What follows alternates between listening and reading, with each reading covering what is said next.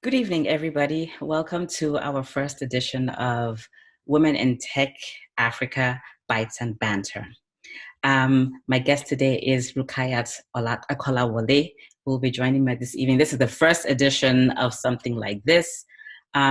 We thought COVID-19 has been impacting everybody's life. How are people managing it? Because pretty much we're all in the same situation. We might be living it differently, we might be affected differently, but for me, it was interesting. Female leaders and experts in different fields, how are they going about it today? What is their business? What is their core business? How are they working? And how are they adjusting to the current situation that the pandemic basically has put us in today? So before I start this evening, I would just like to give a few housekeeping tips. Please only unmute yourself when we're in the question section. Turn off your camera if possible. This session will be recorded and we will provide the recording to all the people who participated in this event afterwards. So to say a little bit about Women in Tech Africa, this is an organization that has existed since 2014. We are currently present in about 30 countries. Our focus basically is to empower women, to encourage women, to showcase women who are doing great things all over the world, basically. And of course, our focus is on trying to drive that impact in Africa through technology. And we are currently in Germany. We're coming to you live from Germany today. And so I will start with Rukkayat. Thank you very much for joining us this evening, Rukkayat. Thank you for having me. I appreciate it. Yeah. So basically, I mean, as we've seen from our little bio that we put up about you, you're a chartered financial analyst. That means you are involved in, investing, how to invest wisely, and basically, right now, your startup is also focused on women empowerment, financial empowerment. Can you say a little bit about yourself that our audience doesn't know? Right. Okay. So basically, my motivation of financial world was from learning about money from both my grandmother and my mother. And most of you know that I grew up in Nigeria, and I remember every Friday before I went to boarding school, and most times during my holidays, I would visit my grandmother in the town. She was a good gold trader. I would often go to Ghana to buy gold and then sell them in Nigeria. And on Friday, she'll put the gold, take them to the bank for safekeeping over the weekend. And in the evening, she would gather around women in the community to talk about their day and about their week and what they've done. And they would then donate lots of money. And they would then give it to a handful of women who needed it most for their specific goals. And these women would then pay back at some point with interest. This was where I understood the basics of empowering women via money and the power of communities. And about my background, I started out in investment banking in Goldman Sachs in London. And I stayed within the financial industry throughout for 14 years till I moved to Germany in 2018 to start my executive MBA at ESSEC and MANNHEIM. And also because I had my daughter, I would decide to raise her in Germany. So right now, I'm an investment coach, financial coach, wealth coach, and advisor, and also I'm building up PaceUP as a startup to help women to become financially independent and empowered. Okay, thank you very much. Yeah, I think on your website, you mentioned also that only 10% of the women in Europe invest, despite having 40% less after retirement than men. Why is this so? What have you seen to lead you to this conclusion? It used to be 40%, but now it's 30%. So they've updated the figures February this year, but I guess with the pandemic, so I've updated that on my website now. So if you look at the financial sector, it is still very much evidently male in the structures and systems. And while I was in London, I spoke to so many women, carried out surveys, and it became apparent that most women were being left behind when it comes to investing, and literally had to do with financial knowledge and confidence. And also, most women identified that investing was only for the wealthy people and not for them. For example, in the UK and Germany, nearly 60% of women defer their investing to their partners and do not learn at all. So regarding the statistics, it was done by Eurostat, and it shows that in Germany, for example, women are paid 21% less than men. Although the EU average is around 15, you can see Germany is like the top. And for France is 60% and the UK is 20%. You can see that there's still a huge gap between what is earned. And because of this lower income, amongst other things, retired women receive a pension, which is on average 37 less than men in Germany. And like I said, it's 30% in Europe, but Germany is still is very much higher than the average. France is parity, 30%, while UK is 34%.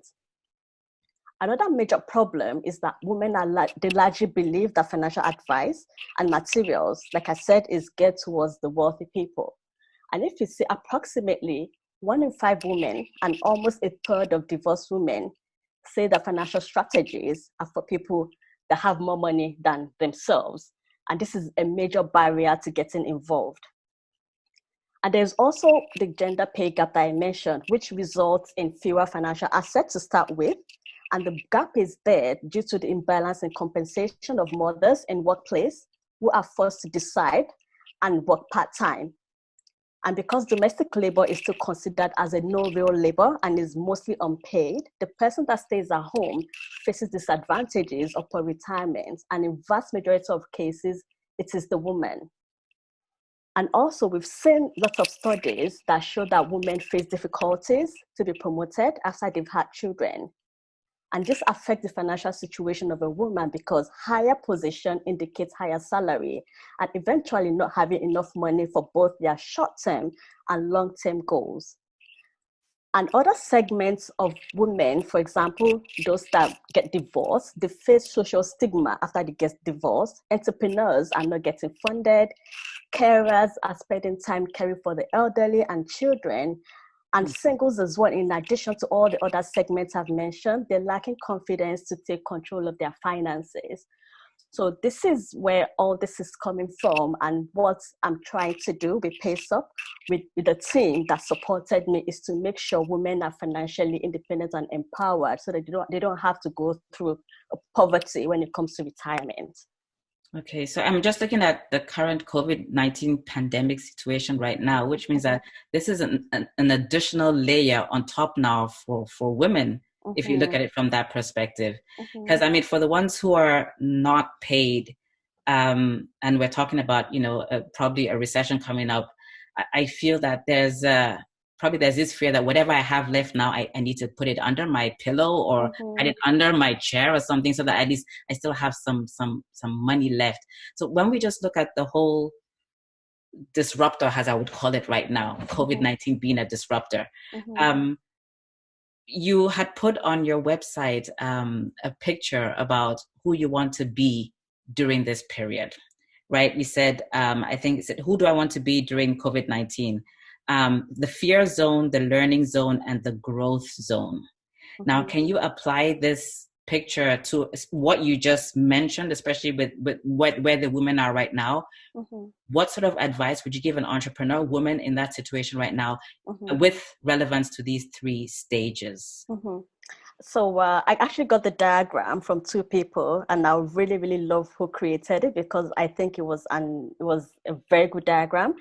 And when I got this, I was already in the learning zone and I tried to apply it. So for example, with the schools and nursery closed in Germany, I'm often alone with my 2-year-old during the weekdays.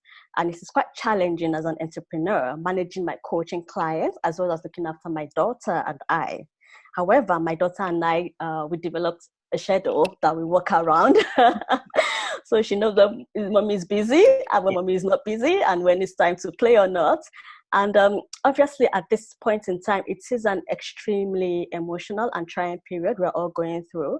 And there's so many information out there that at times can become so overwhelming. Yes, that's true. And what I did is I often reach out to my clients and vice versa to make sure they're preserving their emotional liquidity in this crisis, because this is very, very important. I believe the act of reaching out to others can be therapeutic as well. And as their wealth coach, I'm providing much needed emotional comfort, as well as preventing the kind of mistakes that might be made in the heat of the moment that could seriously damage their long-term plans. And the thing is, we not only discover or discuss about their portfolio and wealth building, but also how they're feeling in general. And what I do is I tend to encourage them to feel no shame and judgment about how they are feeling, to talk to loved ones and trusted ones, and make sure what they're feeling inside is getting out somehow so that they can protect their mental health. I make sure I practice this as well. And I think this picture actually will benefit most people because it's very, very simple and very, very easy to kind of follow through as well. So that was why I had the picture up, and yeah, it's a very good one, I believe. I would encourage our listeners, if you go on to www.paceupinvest.com, you will find this picture on her website. Yeah, so I was just thinking, fine, you have a 2-year-old daughter. I know that people who have maybe older children, the challenge is just different. But have you had situations whereby your daughter was also on a call with you? Oh, yeah. And how did that go? She just wants to press everything, and I'm like, okay, just look and smile. And then she goes, hello. And then in the end, I just say, okay, can you go and play now? And then she goes to play this, and then she comes back again, but she just wants to be seen, like on the video, to look at other people and likes looking at herself. So that's very interesting. How has the relationship with your clients also been, knowing that you still have your family life, you can't really go out anymore, and you're still working on the side? Have they met you in the middle? Have they been considerate, or has it been a battle working with your clients? No, it hasn't been a battle. It's been kind of empathetic on both sides, because everyone is kind of on the same boat. We're all at home. Most things are closed, no carers, no nurseries, no schools. So we all have to chip in.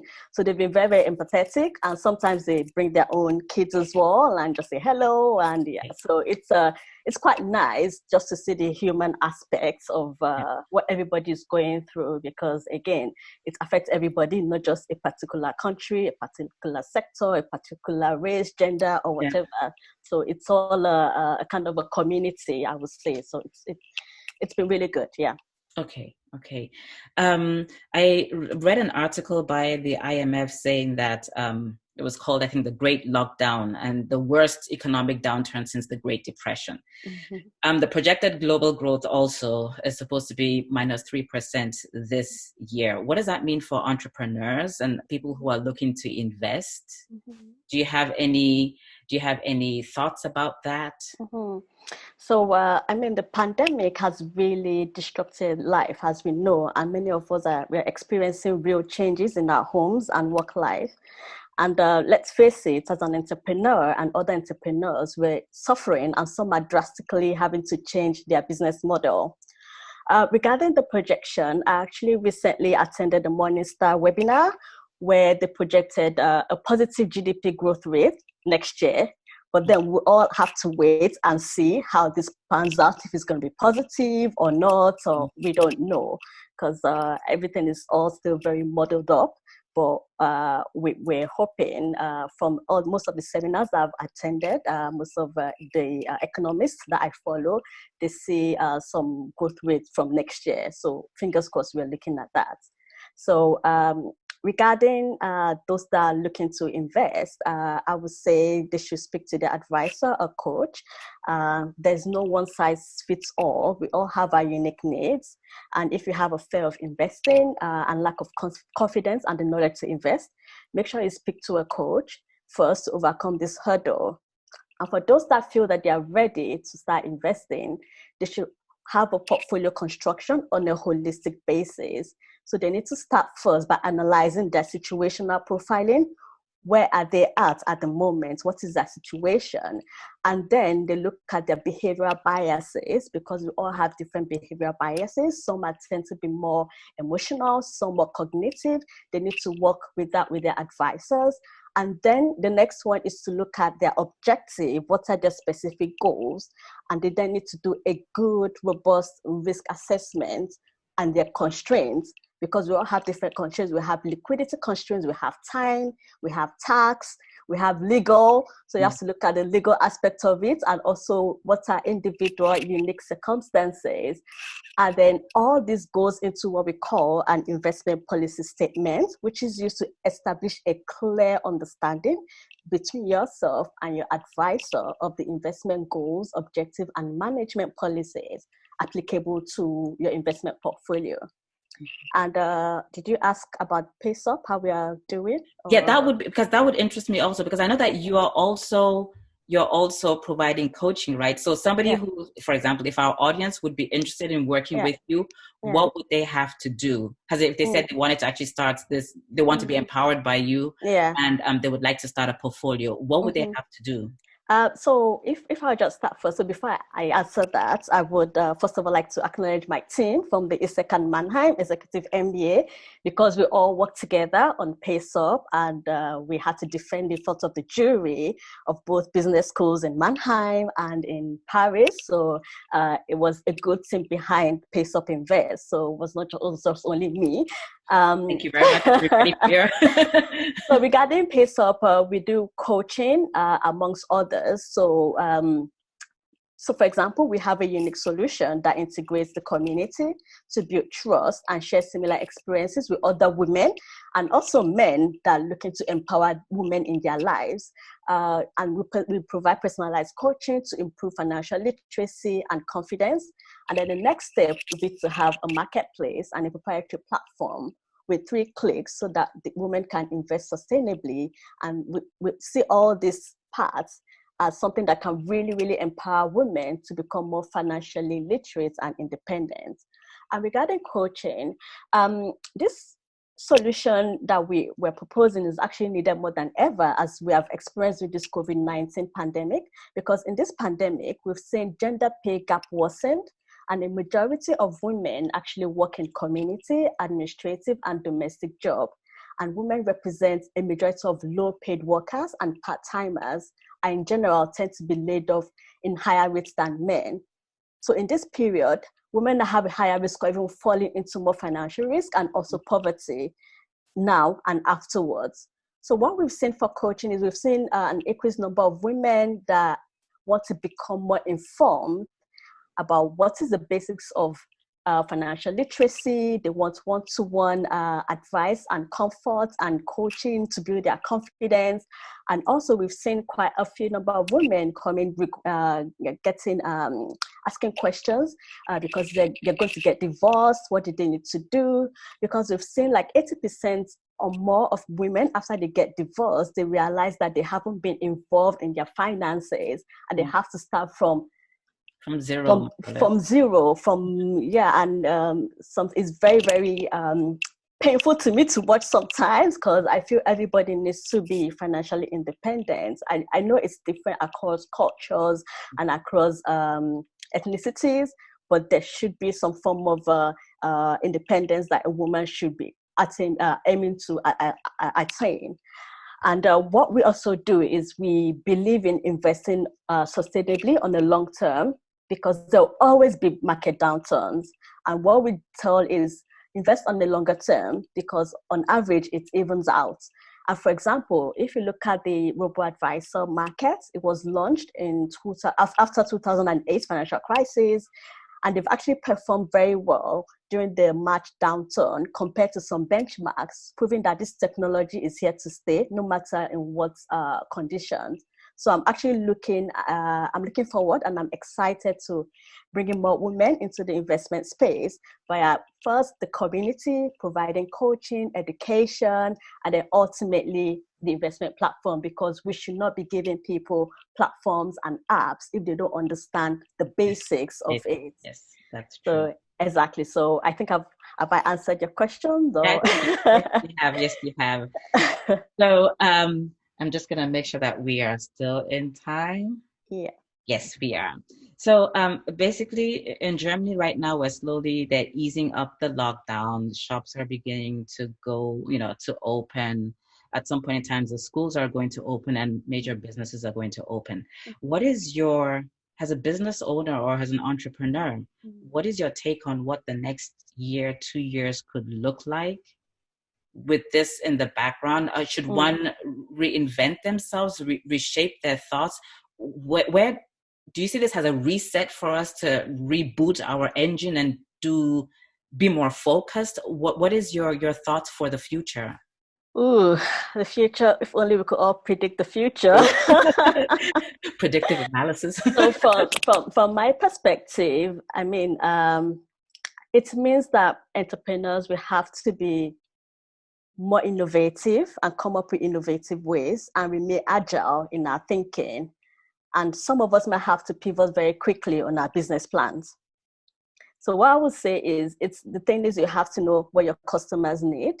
You have to gain insights and be more agile and ready to innovate. And the world is moving so quickly, and those that are agile will be amongst the ones that will be successful. And we need to prepare our clients emotionally ahead of time and putting contingency plan in place and be more adaptable when circumstances change.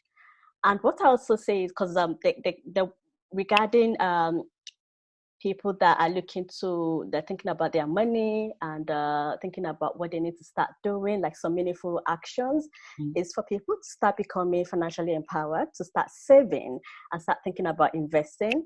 Then they should speak to a coach if they have the fear, because you're only powerless if you believe you're powerless, and building confidence and competence is very, very powerful. So it's important to have an emotional connection with money. You need to know what is important to you, what legacy do you want to leave behind.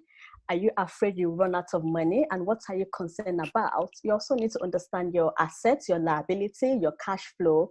Look at what you own, look at what you owe, how much you're spending, how much do you need to retire, what do you need to do, what do you want to pass down to your kids, your generation.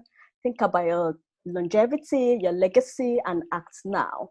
So I can talk on the investment side of things, but in general, like I said, we all just need to make sure we're preparing our clients ahead of time and just putting contingency plan in place to make sure we're agile and innovative. Okay. Yeah, I think the entrepreneur world is a different one from people like us who have a 9-to-5 job, I say, because you have to look to see where your next penny is going to come from, and what the future would be like, especially if you have a family. My last question to you would be, tell us something funny about yourself. Oh God. A quirk, something to leave before we open up for questions. Oh God, I don't know what is funny about myself, to be honest. I think I'm serious most of times, but what would make you laugh on a very good day? Sorry? What would make you laugh on a nice day? Or make me laugh on a nice day? Maybe a silly comedy, or my daughter just being very bossy. She's extremely bossy. She'll tell you, "Mommy, sit down there. Mommy, watch. Mommy, do this. Mommy, do that." But yeah. So that is it. Yeah. Thank you very much. I'm going to open up for questions. So everybody, if you have a question that you want to put forward to Rukkayat, you can unmute yourself and you can ask, and she can pick this up. Hello, hi. I'm Debbie. I'm calling from the UK. And I just have a question for the speaker and also the moderator, if that's okay. Sure, go ahead. So it's centered around the same thing, which is entry. I think the reason why people feel, so I work in an insurance industry, and we're on the back foot of innovation or tech in comparison to quite a few industries. We're just right behind. And I think the reason why I think in terms of women and the involvement with tech is centers around accessibility and people feeling, I mean, there was a point the speaker made about having an emotional connection, and the fact that people don't associate tech or being in that world and the vulnerability that women face, or seeing it as a place that women can develop. I guess this is more for both the moderator and the speaker. I mean, what are your thoughts on that, in saying that, it's not really a place for women because we're always, there's the association of emotions, etc., and sort of, I don't know, knowing your place, etc., and seeing where you fit. So do you want me to answer Yes, that? you go ahead. Okay. So for example, now, I mean, when it comes to investments and in tech, yes, you tend to see that lots of people don't see tech and emotions, and people will say, okay, because you're emotional, don't deal with tech. But then when the thing about the beauty about tech is we should not just leave everything to tech. There should be some hybrid part of it, which is some human connection to it as well. So if you look at, for example, for robo-advisors, what robo-advisors tend to do is to remove the emotional, the behavioral biases that deals with emotion into it. They do that, but then I think looking at the way forward now, it is best to have a hybrid model where you kind of understand your clients at the beginning when they go onto your robo-advisor platform. They do the robust risk profiling to say if they're emotional or cognitive. If they're emotional, then during, for example, market downturns and lots of volatility, there is going to be some form of hyper-personalization. So the robo-advisors that actually did better in the downturns were the ones that actually had this hyper-personalization communication with their clients. So it's not just only women that's emotional, men are emotional as well. But then the status quo is that mostly women are emotional.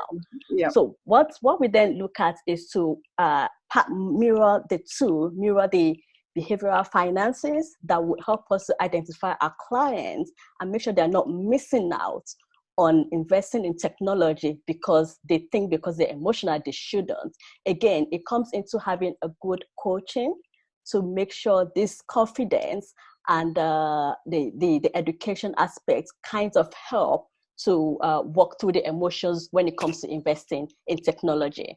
So you have to know the knowledge, and once you have the knowledge, you become a bit more rational to then invest. But then if you cannot, then there's a way to mitigate this and help more women towards investing as opposed to just saying, oh, you're too emotional, you don't need to invest. So I hope I answered your question correctly. Yeah, Okay. that was kind of towards where we're steering. Yep. Okay. Okay. Thank you I won't that. really add much to that because I think from the financial perspective, yes, of course, we're always seen as emotional. Not that it's necessarily a bad thing. And when you talk about emotion and tech, I think what is important is to know that tech is an enabler. It is not the be all end all. It is an enabler of either possibilities that you can use. So let's look at basic tech, your telephone. Your telephone enables you to do a whole lot more. You have your app on there. And if you understand how the app works, I don't have to ask anybody. I'm also independent of that. And pretty much apps are built today to make sure that it's intuitive. You know exactly what to do. And maybe this is the low technology that you have to bring down to also educate or to coach the people who are scared of actually stepping towards this technology. Thank you. Thanks. That was a robust answer from both people. Thank you. You're welcome. Any more questions? I saw that there was a question in the chat.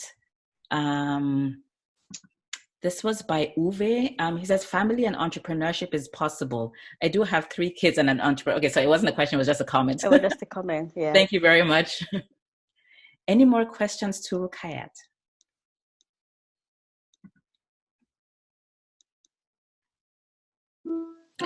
Hi, this is Tolu. Can you hear me? Hi, Tolu. Yes, we can. Hi. So I have a question. I wonder, so I joined a little bit late, so it could be that you've already addressed what I'm going to ask, but I'm wondering, did you used to work in a 9-to-5, and did you combine your 9-to-5 with entrepreneurship? So I do realize that if you did, that's probably not something you can answer in 2 minutes, but it would be nice if you could maybe share some insights. So not just, I had a 9-to-5 since 2006 till 2018. And yes, I was working 9-to-5, even longer in investment banking. It was very, very long hours when I first started. And I started combining talking to people and providing coaching on a pro bono basis when I was in London while I was still working. So I was doing this in parallel because this was what I thought was really needed, and it was a passion of mine. And I clearly saw the problem. And moving to Germany now, because I'm in Germany now, I'm just finishing up with my executive MBA at ESSEC and MANNHEIM business schools, as I mentioned earlier, and now starting with the PaceUP startup to just bring everything together and make sure we provide this solution to women. So yes, I was working alongside my 9 to 5 when I was in London. So I was in London working between 2006 to 2018 before I moved down to Germany. And did I answer your question? Yes, thank you. Thank you. So I have another question. I have a question from Anna. What should people be investing in the long term? How should asset classes change? Additionally, if you don't have a pension or life insurance, is this something women should consider? So again, there is no broad answer for me to say what you should be investing in. As I mentioned earlier during the call regarding you need to have your own, it has to be holistic to you. You need to have your own portfolio construction and investment policy statement that is specific and unique to you because you have a different goal as opposed to someone else. It can be your goal is to buy a house, the goal is to send your kids to school, the goal is for retirement. So all these goals are that you need to do a robust risk assessment because your willingness to invest might be different from your ability to invest. So this is where the risk assessment is very, very important. So we're not telling people to go and invest in something that they cannot afford to invest into. And also you have to look at your constraints. So you have to look at your liquidity. Do you have an emergency fund, emergency buffer? What is the excess that you can use to start investing now? Do you have more money coming in than going out? What is your time horizon? Is it short? Is it long? What are your tax circumstances? All this goes into what we call an investment policy statement, and it helps you to understand what kind of asset classes you should be investing in because different asset classes have different risk and return profile. So from having an IPS with a financial advisor, your financial advisor will be able to tell you this is what you need to do. So not only for financial products, but also non-financial products like real estate as well. So you need to be looking at diversifying your portfolio across asset classes, but you have to make sure you work with someone to create this at the beginning. And regarding if you don't have a pension or life insurance, is this something women should consider? You should have a pension. It is really, really important to have a pension. Some women rely on state pensions, which should not be so. If you have a state pension, it's good, but try to have your own private pension as well, because state pension, if you take time off work, then you're not putting into the pension. And at the end of the day, when it's time for you to retire, you're not going to get the full amount of pension back because you're taking time off work, you're probably earning less, or you're in a lower paying job. But if you're in a higher paying job, you have a good pension plan, that is fantastic. Have your state pension and have your private pension. That is what I always advocate for women because we're living longer, right?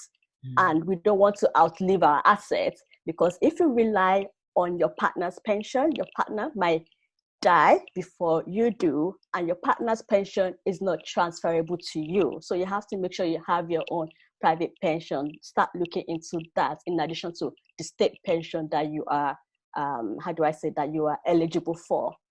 And life insurance is independence. It's unique. So it's up to you to have a life insurance.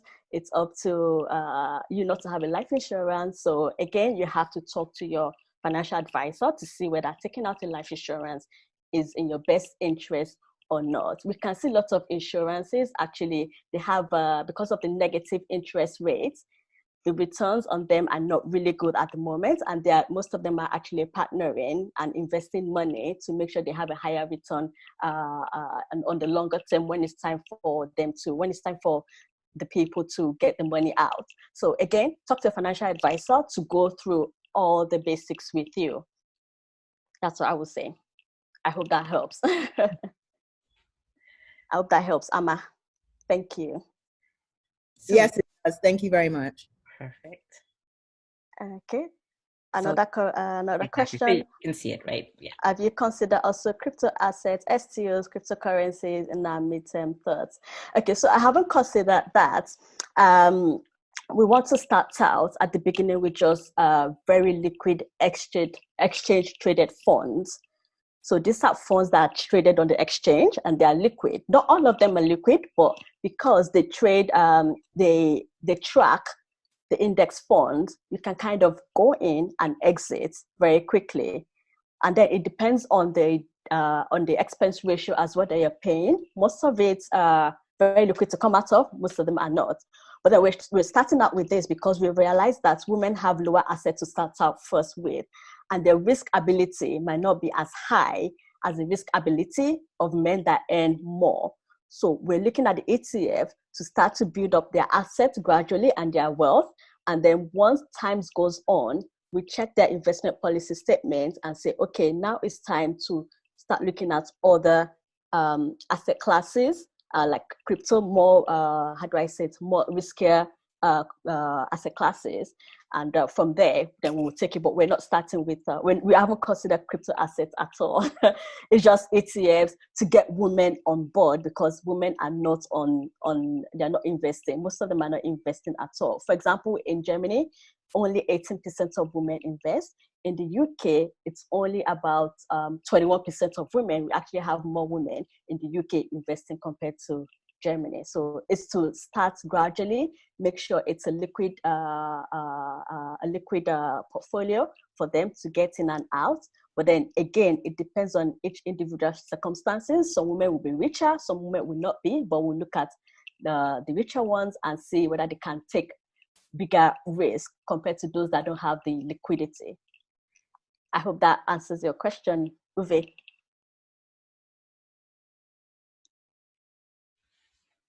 So typing. So do we have any more questions?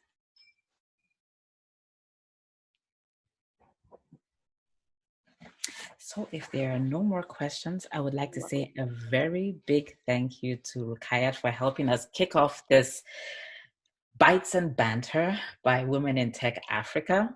It was very nice to have you and listen to your expertise. And basically, you can look at her website and get more information about PaceUP Invest. I'm sure, I think your contact details are also on the website, so they can reach out to you. So if you have any questions in that area, please reach out to her. We should be back in 2 weeks with a new guest. Please stay tuned. Thank you, everybody, for taking part, and I wish you a wonderful evening.